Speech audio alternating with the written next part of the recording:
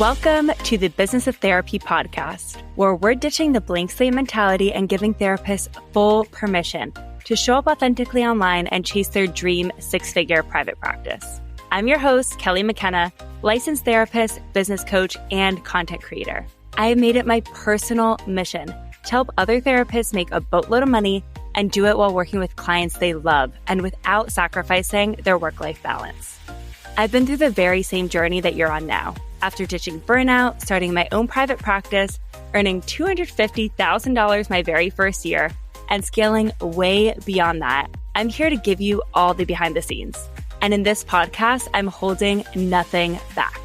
You'll hear all the specific strategies, wins, failures, and lessons learned to help you build your very own six-figure private practice and see that the business of therapy can truly be a lucrative one. Let's do this! Before we get into today's episode, I'd like to introduce our sponsor, Jane, the practice management software I use in my own practice. The 10 minutes you have between sessions is the ultimate get stuff done time.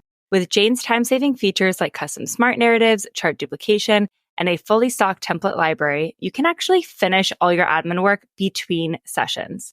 To see how Jane can help simplify your admin tasks, head to the show notes to book a personalized demo. And when you're ready to get started with Jane, you can use the code Kelly2month for a 2-month grace period applied to your account. Hello, my friends. I am so excited for today's podcast episode. I'm going to be doing a full debrief of my Reels membership launch that I did in July. I'm going to break down all of the stuff that you typically do not see online, right? The strategies that I used, why I used them, what worked, what didn't work, and what I would recommend that you do moving forward, right? This will apply to you whether or not you are a therapist in the early stages of growing your private practice. I'm going to pull out some marketing lessons for you. Or if you are somebody who is scaling or thinking about scaling with digital products, this will definitely be a masterclass in launching for you and doing that.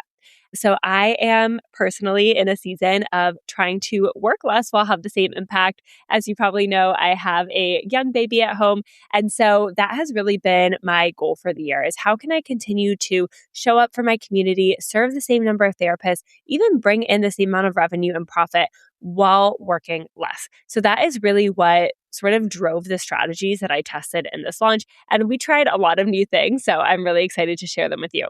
Before we dive in, I did want to just give a little bit of context of what the Reels membership is, what I mean between a launch and a flash sale, and just sort of make sure that we're all on the same page here. So the Reels membership is a digital product or membership that I have where I plan Reels for therapists every single week. So every Monday, the therapists inside of the Reels membership get an email from me with 4 Reels ideas for the week. These are the same Reels ideas across every therapist on the email, but they have specific instructions, examples, and all of that for how to fill it in for different niches. And so the result is that therapists do not have to plan their content themselves. They're not starting from scratch trying to come up with ideas or figure out how to sort of translate their knowledge and expertise into Instagram. Instead, they have very specific, easy prompts to follow that end up with them creating original Reels that are different from everyone else because they're filling in the prompts with their own pizzazz and, kind of speaking to their ideal client.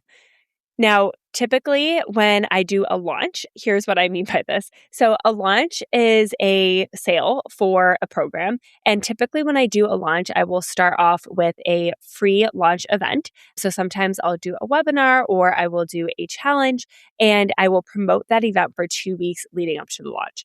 Then I will start by doing this free event where I get to nurture people, teach them something, give them some kind of value. And then I will follow that with a sale for about 10 to 14 days. For the Reels membership in the past, I have typically done this maybe a dozen times now, and a Reels membership launch tends to bring in about $25,000 over the course of 2 weeks. Now, I have always done for the Reels membership a free challenge as sort of my launch kickoff event. So the way that I do that is every day for 4 days, I sort of break down the Reels membership prompts and send them as an individual email to therapists that have registered for the challenge. So I will give them on Monday the first prompt and tell them to make that reel, second prompt, third prompt, fourth prompt, through the end of the day Thursday. And my goal behind this is sort of to allow people to experience what it would be like in the Reels membership, to try and create content in this way, and to really see how helpful it is before I then ask them for the sale and say, hey, join this Reels membership. Because I know that if they've gotten to try it and see how amazing it is, they are much more likely to buy. So that is sort of what I mean by the free challenge that I'm going to be talking about here. Now, I will typically do a full Reels launch like twice a year. And then I will do a shorter flash sale on the Reels membership also twice a year. And a flash sale means that there's no like free event, right? I'm not doing a free challenge or a free training. I'm just putting the Reels membership on sale for 3 or 4 days. And the people are getting emails about it. I'm posting daily on social about it, but that is it. And a Reels flash sale typically brings in like $10,000 to $13,000. So about half of the revenue that a full Reels launch does. Now, the Reels membership is usually a monthly membership at $37 a month, and it is open all of the time. You can join it at any point in time. But like 3 or 4 times a year that I do these launches and flash sales, I create an annual Reels membership and I put that on sale.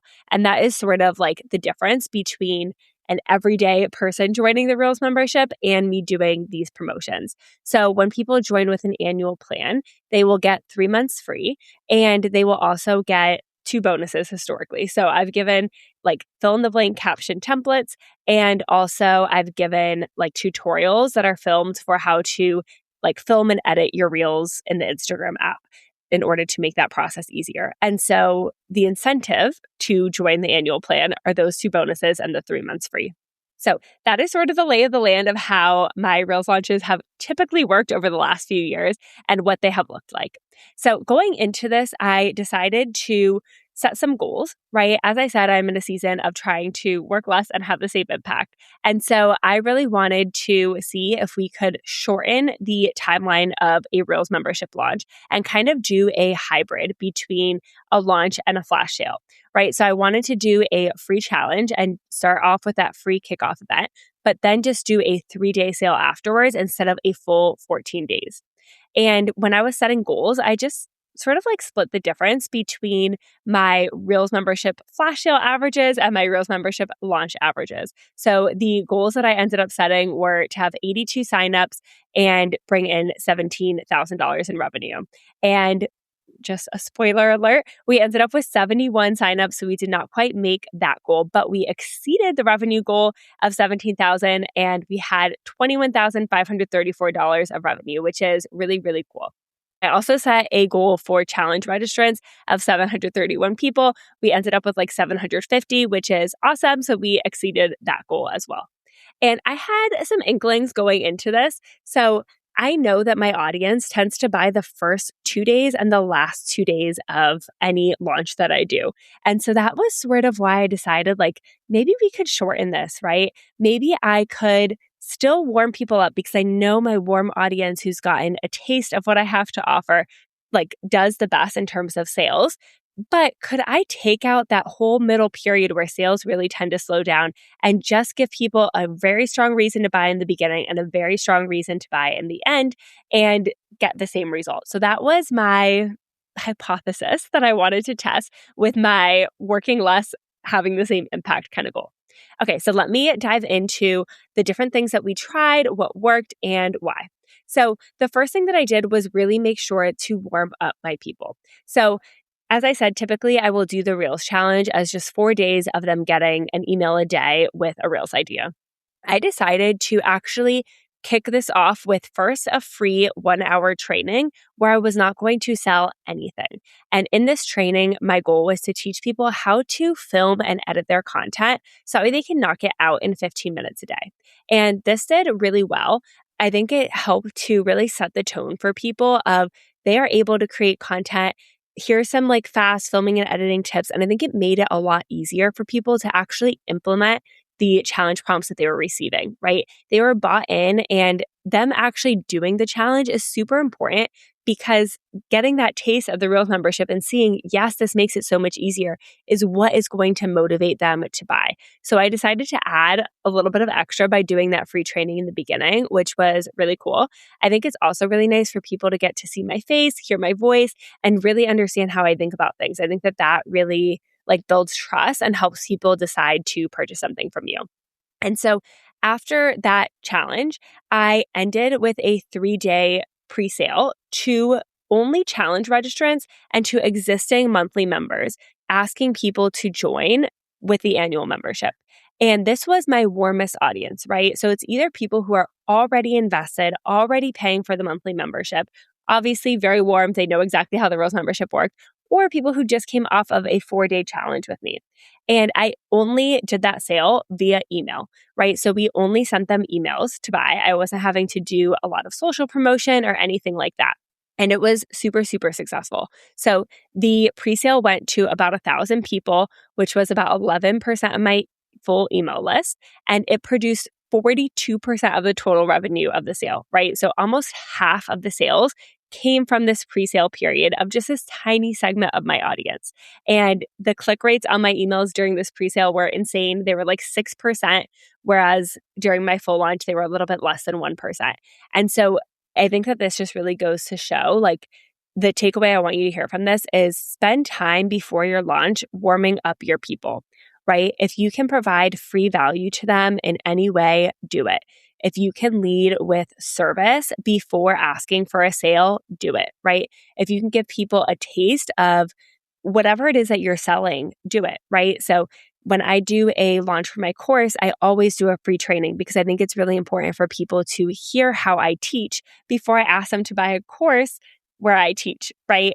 For this Reels membership, I think it's really helpful to show them, hey, here's how I'm going to plan your content before I ask them to trust me for a year to plan their content, right? So I want you to think about that when you are trying to warm people up for a launch, especially, like, where can you give people a taste of your program? And that will do super, super well. The other thing that I want you to take away from this is how you can sort of like target your warmest leads, right? So for therapists, if you are in private practice, you're actively building your caseload, follow up with the people who you've already done an intro call with, right? They are the most likely to actually decide to work with you. So instead of always having to go out and post more stories or reach out to new people, who can you follow up with? The people that you've already had calls with that said, let me think about it and I'll get back to you. Or maybe to referral sources who've already sent you a client, right? You could reach out to them and share an update on the client. You know, if it's a doctor or a psychiatrist or something that they're actively still working with, like, get consent and speak with them. But following up with those warmest people is oftentimes going to get you a lot more value than trying to always bring in new people. I would also think about how you can really create opportunities to warm people up, right? So maybe you can go and pitch yourself to speak on some podcasts that your ideal clients might listen to. Maybe you do Instagram lives. Maybe you go out into your community and do speaking events. But where can you allow people to hear you, to see your face, to hear your voice, to understand how you think, how you speak before asking them to work with you? And then, like, networking, I think, is like another great way to do this too, of really like warming people up. Where can you get to know people? And then lastly is if you are somebody who's considering intensives in your practice, I think that this is also a really key part, is pitching the people that are already working with you, right? So I did this with my monthly Reels membership folks. I asked them to upgrade to annual and it was really, really successful. So think about that if you are pursuing intensives. Like, is there anyone on your caseload who would benefit from an intensive, who you think might be open to it? Can you bring that up with them and see if they move forward? Did you know I have a totally free 1-hour training that thousands of therapists just like you have attended, where I'll teach you how to market and grow your private practice on Instagram? Sign up at the link in the show notes. I'm sharing how I earned $250,000 my first year in private practice with private pay clients from Instagram, and how you can do it too.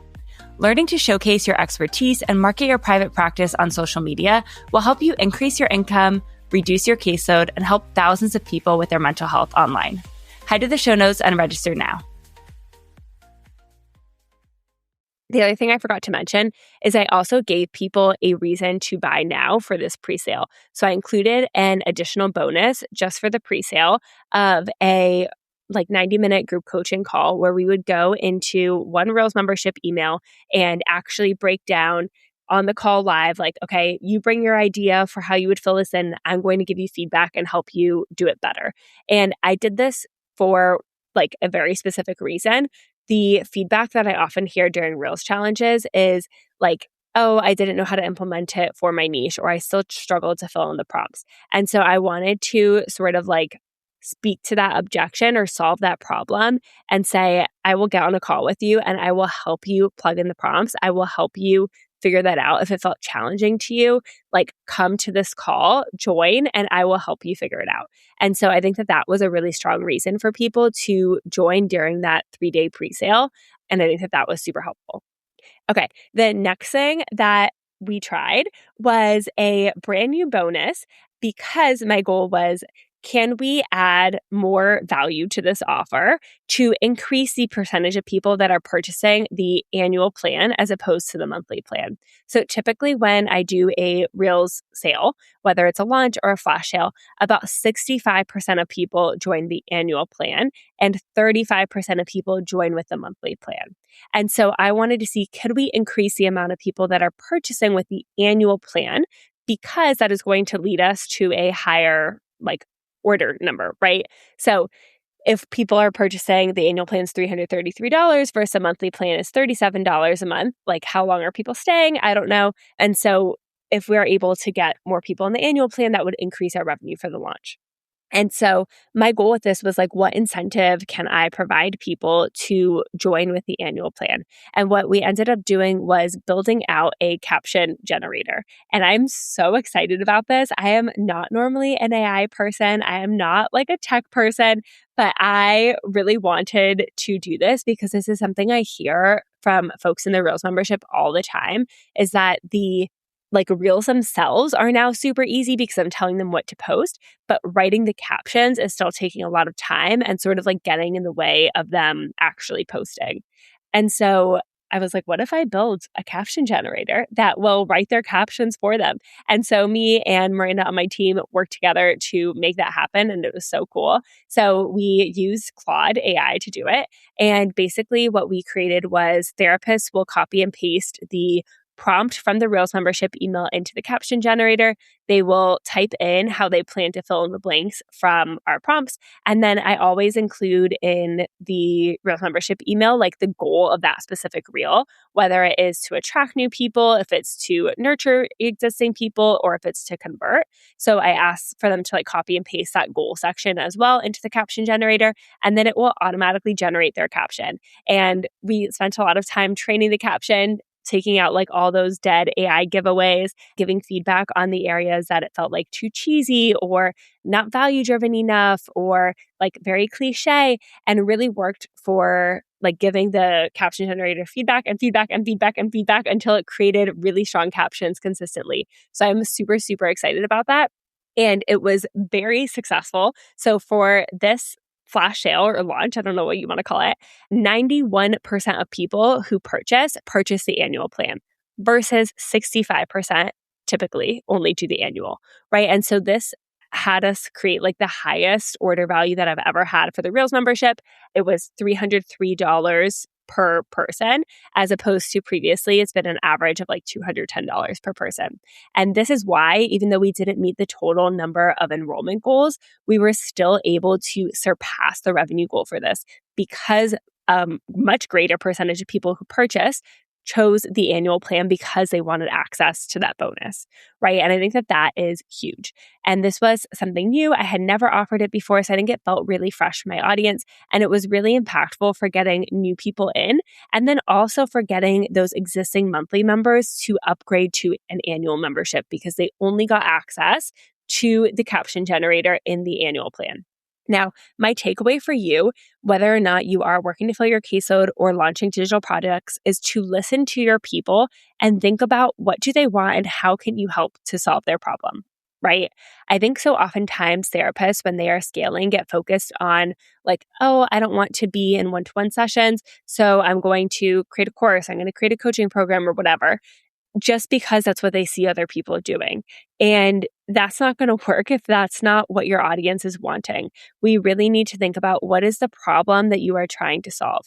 And so when you listen to your audience, they will tell you that, right? The whole reason actually why I even have the Reels membership to begin with is because I listen to my audience. I want to tell this story. So when the very first time I was launching the Private Practice Academy Bundle, my course, I was getting a ton of DMs from people saying, like, this is amazing. You're so good at Instagram. Like, I would love to have a private practice like yours, but I just don't think I'm creative enough to come up with content ideas. Even if you taught me how, I feel like I would be stuck. And so I'm not sure that this is for me. And so as part of that launch, I created mid-launch a bonus and said, for 12 weeks, I will plan your Reels ideas for you and I will tell you exactly what to post. And I got a lot of people to join after I created that bonus. At the end of those 12 weeks, I had a bunch of folks in PPA asking me, how do I get these emails to continue?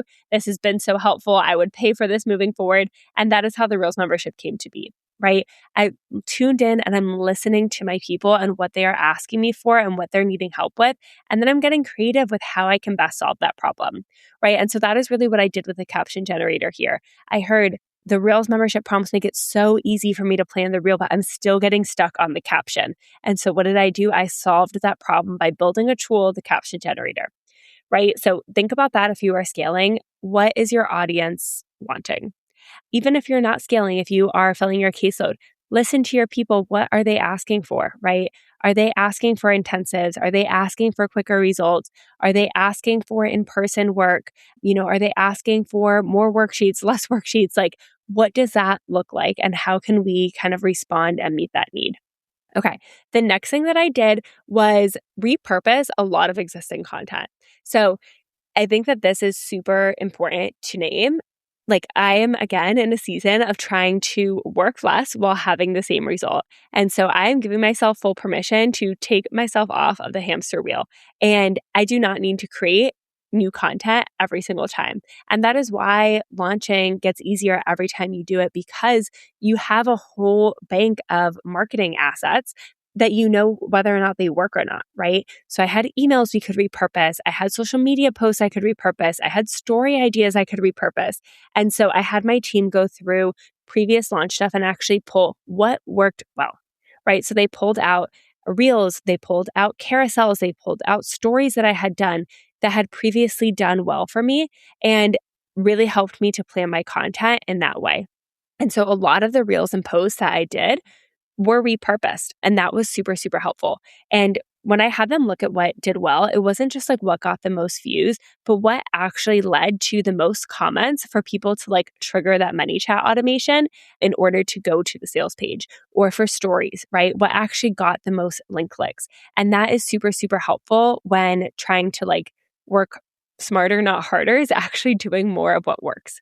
Because it's not always the stuff that gets the most views that does the best, right? So during my like challenge registration period, I had 2 reels that did particularly well. One was where I was talking about like icks for therapists, and I was being like kind of funny and like chewing gum and making like dirty faces and then saying like comments that I've heard from therapists. That got like 31,000 views. It got a ton of comments. And then I did a reel with like a bunch of memes talking about therapists telling people to like take care of themselves, and then they're kind of like drowning and dying on the inside. And that got 173,000 views. So both of those reels did really well in terms of like views and engagement. But even though my caption was telling people to comment in order to join the free training and the free challenge, almost none of the comments were actually for the challenge registration. And so they did good in terms of like views. They nurtured people. They brought in some new followers to my page that maybe then went ahead and joined the Reels challenge or the Reels membership. But it didn't really do that well in terms of actually like driving a tangible result. And so it's not to say that we shouldn't have any of these like funnier, more like bonding, human, I like you, nurture pieces of content. We should. People like to buy things from people that they like, but they cannot be the only types of reels, because we also need to focus on conversion. Most of the top performing pieces of content that I had in terms of actual comments were pieces that I had recreated from previous launches. So I refilmed everything. I put like a new trending audio on it, but I used a lot of the same text on screen. I used a lot of the same captions because I knew that they worked for both reels. And I also did this for carousels. So previously I was doing carousels with just like like a pink graphic. I tried to repurpose these and do like a picture of my face, and that did really, really well. So I took what I knew worked already and I just repackaged it and made it feel new. And they did really, really, really well. So I think that that should be a takeaway for you, to not reinvent the wheel. Find what's working and keep doing it. Repeat it. It is totally okay to do that. Another thing I want you to take away from this is that things will get easier. So if you are brand new to Instagram or you are launching for the first time, give yourself patience. You will eventually find the things that work and you will be able to recreate them, to repurpose them, to rinse and repeat, and things will get easier over time.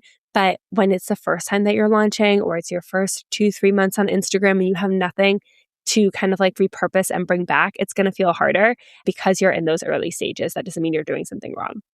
And then the last thing I wanted to say on this is most of my posts that did the best were actually during that like drive to registration period where I was promoting the free Reels challenge versus the actual period where I was selling the Reels membership.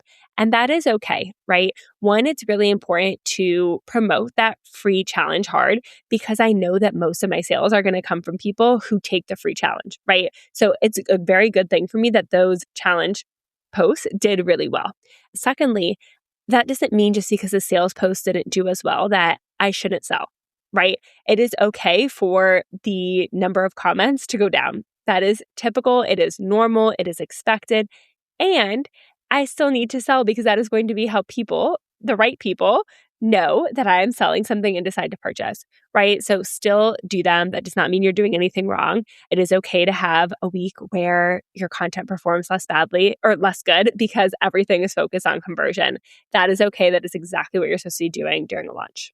The next thing that I wanted to talk about was like decreasing the amount of time that I spent on this launch. So I only spent 3 hours a week planning for this launch and executing this launch. And that is huge for me. And that is a huge, huge, huge difference. So at the beginning of my pregnancy last year, I hired a full-time employee, Miranda, who helped with marketing. She helps a lot with like email copywriting, with like pulling the data analysis for this podcast episode, with pulling the social stuff that has done well, all of that. And after my maternity leave, I actually hired a second full-time employee, McKenna. And because of that, I was able to delegate 66% of the prep work for this launch.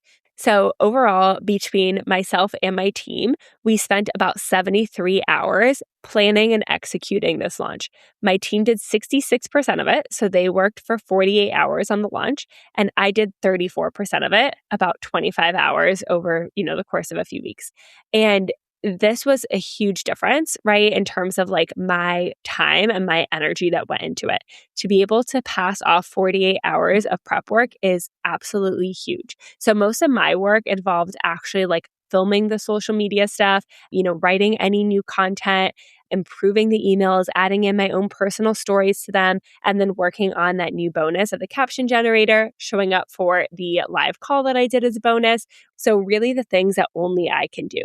Whereas my team was able to do a lot of the like pulling of data, pulling of old content ideas, preparing the sales page, setting up the like back end funnels of it and the timers and scheduling the emails and posting the posts and editing the videos that I filmed, all of that stuff, right? And so that was able to take a lot off of my plate.